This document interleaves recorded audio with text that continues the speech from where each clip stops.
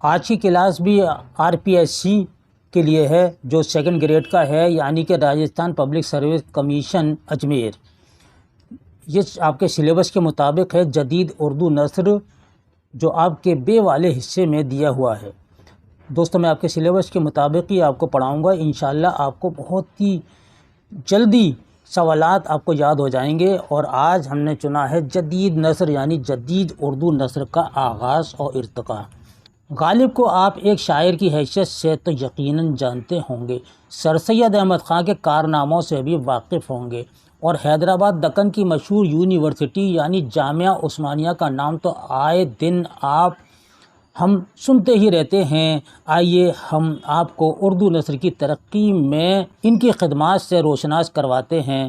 19ویں صدی کے درمیانی زمانے میں غالب نے اردو میں مکتوب نگاری کا آغاز کیا۔ مکتوب نگاری یعنی کہ خطوط نگاری، مکتوب کے لیے یا خطوط کے لیے بات ایک ہی ہے۔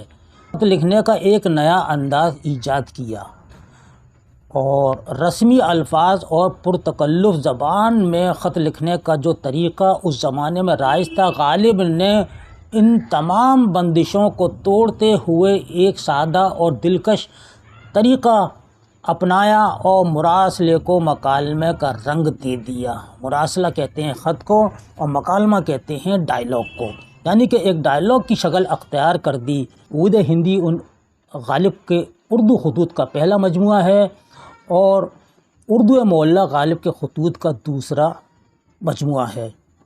اس دور میں غالب کی دل نشین مکتوب نگاری کا چرچا دور دور تک پھیلا ہوا تھا۔ اس طرح اردو زبان میں نثر کے چند دلچسپ نمونے وجود میں آئے۔ جدید اردو نثر کی نشو و نما کا باقاعدہ آغاز 1857 کے بعد سے ہوتا ہے اور اردو نثر کو سادہ عام فہم مؤثر بنانے کے لیے سر سید احمد خاں اور ان کے رفقا یعنی کہ دوستوں نے مہم کا آغاز کیا۔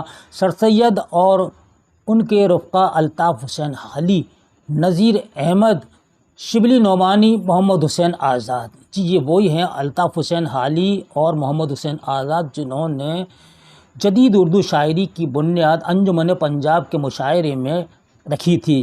محمد الطاف حسین حالی اردو تنقید کے پہلے تنقید نگار ہیں جنہوں نے مقدمہ شعر و شاعری لکھی تھی، اور پہلے سوانح نگار بھی الطاف حسین حالی ہیں، اور نذیر احمد اردو کے پہلے ناول نگار ہیں۔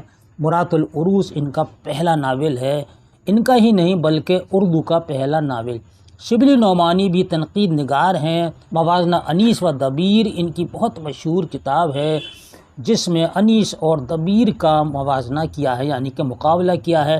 محمد حسین آزاد جو ہیں دوستو وہ آب حیات کے مصنف ہیں، اور ان کے والد نے دلی میں سب سے پہلا اخبار نکالا تھا جو انگریزوں کے خلاف تھا، ہندوستان کو آزاد کرانا چاہتے تھے، اور محمد حسین آزاد کے والد محمد باقر کو انگریزوں نے سزائے موت دے دی تھی۔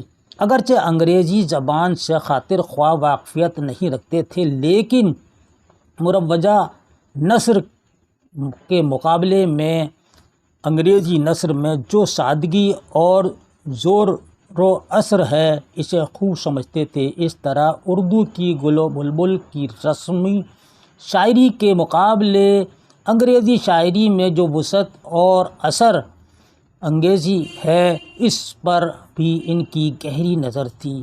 پھر انگریزی نثر میں جو متعدد اصناف پائی جاتی ہیں جیسے مضمون، انشائیہ، مختصر افسانہ، ناول، سوانح اور خاکے وغیرہ ہیں، وہ ان کی اہمیت اور افادیت کو محسوس کرتے تھے اور ان سے بہت زیادہ متاثر بھی تھے۔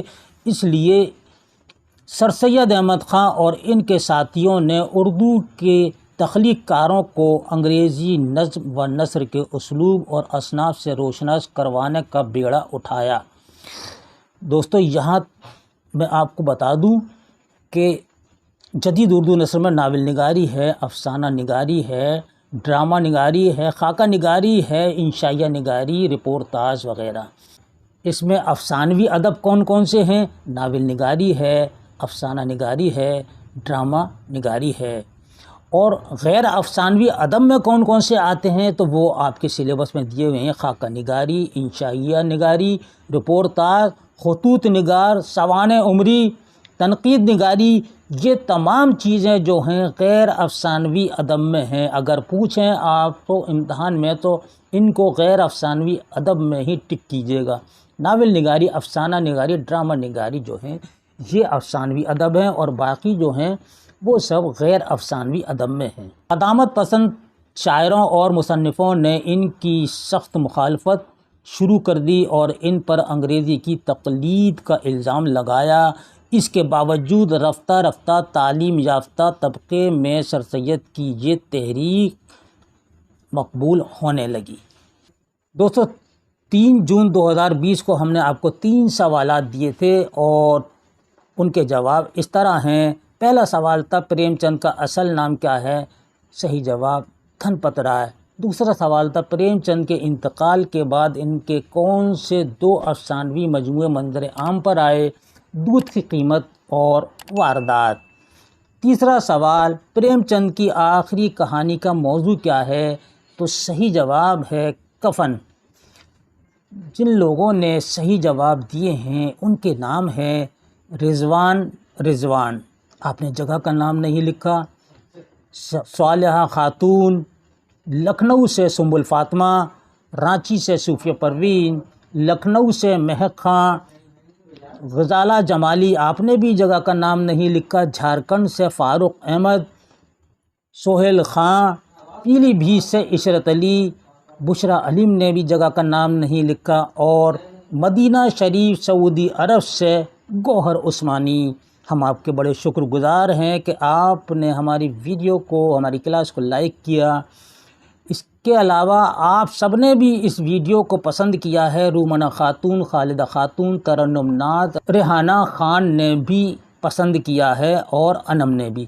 ہم آپ سے گزارش کرتے ہیں کہ ویڈیو کو لائک کیجیے گا، شیئر کیجیے گا۔ آپ کے شیئر کرنے سے دوسروں کا فائدہ ضرور ہوگا، اور کمنٹ باکس میں اپنے جوابات ضرور لکھ کر بھیجیے گا۔ سر سید احمد خاں اور ان کے رفقا یعنی کہ دوست کے زیر اثر جو جدید اردو نظم پروان چڑھی، اس کی بنیادی خصوصیت تصنع اور تکلف کے برخلاف سادگی اور روانی ہے۔ تصنع کہتے ہیں بناوٹ، ٹھیک ہے، بناوٹ کہتے ہیں کسی بھی خیال کو عام فہم زبان اور عام فہم اسلوب میں بیان کرنا سر سید کی تحریک کا ایک نمایاں وصف ہے۔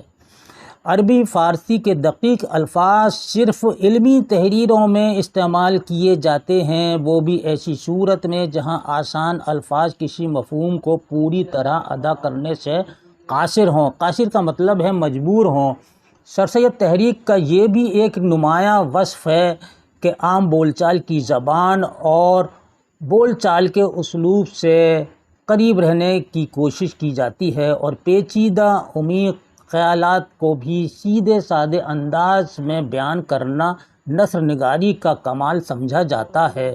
کسی دوسری زبان سے اردو میں ترجمہ کرنے کی صورت میں، خواہ وہ انگریزی سے ہو یا عربی سے یا کسی اور زبان سے، ترجمہ کی زبان کو اردو کے مروجہ اسلوب اور اردو کے مزاج کے مطابق بنا کر پیش کرنا ترجمے کی خوبی سمجھی جاتی ہے۔ غیر ضروری طور پر عربی یا فارسی کے الفاظ کا استعمال معیوب سمجھا جاتا ہے۔ اسی طرح غیر ضروری الفاظ کا استعمال یا ہم معنی الفاظ کی تکرار بھی سر سید تحریک کے زیر اثر نثر کے اچھے نمونوں میں نظر نہیں آتی۔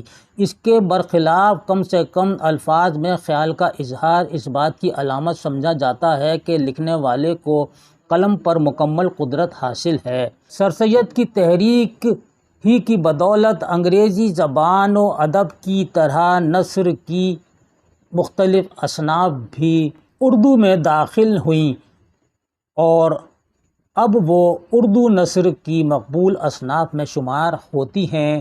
مضمون، افسانہ، خاکہ، انشائیہ اور ڈرامہ صنف نثر میں بے شمار اہل قلم اردو زبان نے پیدا کیے، اور متعدد مصنفین ایسے ہیں جن کی تصانیف اور تحریروں کا ترجمہ انگریزی، روسی اور دوسری مغربی زبانوں میں بھی ہوا ہے۔ اکتوبر 1918 میں حیدرآباد میں جامعہ عثمانیہ حیدرآباد کا قیام عمل میں آیا۔ جامعہ عثمانیہ ہندوستان کی وہ پہلی یونیورسٹی ہے جہاں ابتدائی سے ہندوستانی زبان اردو اعلیٰ تعلیم کا ذریعہ قرار دی گئی۔ اسی سلسلے میں تدریسی اور نصابی مواد کے لیے بہت سی انگریزی کتابوں کا اردو میں ترجمہ کیا گیا۔ جامعہ عثمانیہ ایک خصوصی ادارہ ترجمے و تالیف کے لیے سرشتہ تالیف و ترجمہ ہے نام سے ستمبر 1917 میں قائم ہوا۔ اس ادارے میں سماجیات، سیاسیات، معاشیات جس کو اکنامکس کہتے ہیں، تعلیمات، جغرافیہ اور تاریخ کے علاوہ سائنسی مضامین اور دیگر علوم و فنون مثلاً قانون، طب کے انگریزی کتابوں سے اردو میں ترجمے کیے گئے، جس کے باعث ایک طرف فن ترجمے کو فروغ ہوا تو دوسری طرف اردو میں نثری ترجمہ نگاری کو بھی وسعت اور ترقی ملی، اور اردو زبان مغرب کی ترقی یافتہ زبانوں سے ہم عصری کے قابل ہو گئی۔ اب آئیے دوستو آج کے 3 سوال نوٹ کر لیجئے۔ پہلا سوال ہے، جدید اردو نثر کا باقاعدہ آغاز کس سن سے ہوتا ہے؟ دوسرا سوال ہے، غالب نے اردو میں خطوط نگاری کا آغاز کس صدی میں کیا تھا؟ تیسرا سوال ہے، جدید اردو شاعری کی بنیاد کے 2 اہم پلر کون سے ہیں؟ کہ جواب آپ جلد سے جلد لکھ کر بھیجیے گا۔ میں انشاءاللہ RPSC پر پھر جلدی سے جلدی ویڈیو بنانے کی کوشش کروں گا۔ اللہ حافظ۔